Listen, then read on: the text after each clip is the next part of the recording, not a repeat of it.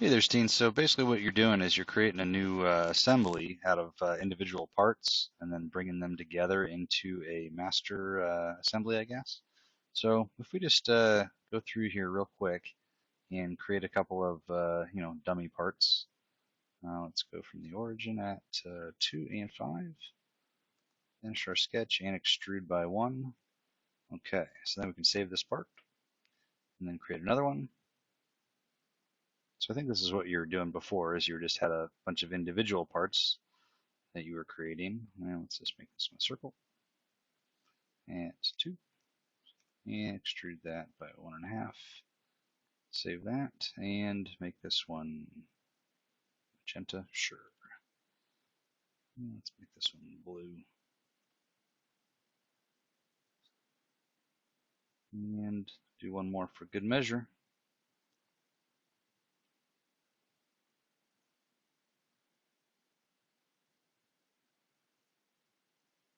And make these all equal.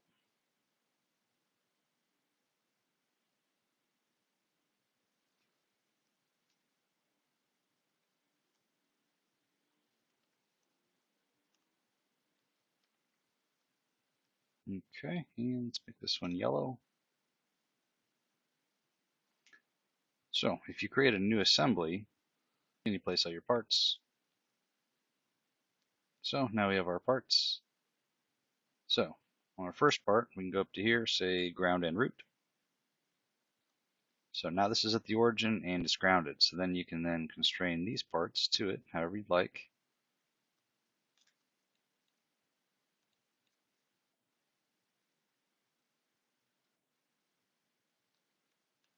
Okay, so we can put more on there, but you'll have degrees of freedom on this part. Now what you were talking about is you wanted to have these all open in their individual parts. Well, if you double click on this, it'll open up into here. But what you're saying is that when you actually open the file from scratch,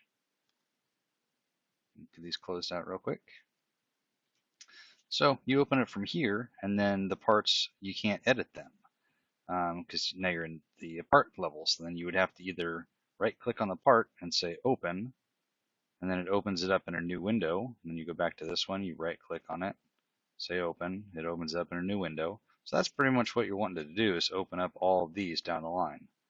An easier way is, unless you want to actually, open the part individually and isolate it, you can just double click on the part, and then it makes all these go into a, fogged translucent setting. And now you're into the, dived into the level. So if you have multiple assemblies, you can dive down, down, down, and then return back to the top level. So I think that's kind of what you're trying to do, is, getting to the edit the part without having to leave the assembly, or at least having them all open on the bottom tab here. If you want them all open at once, I don't believe that there is a way where you can select all of them and then open, is there?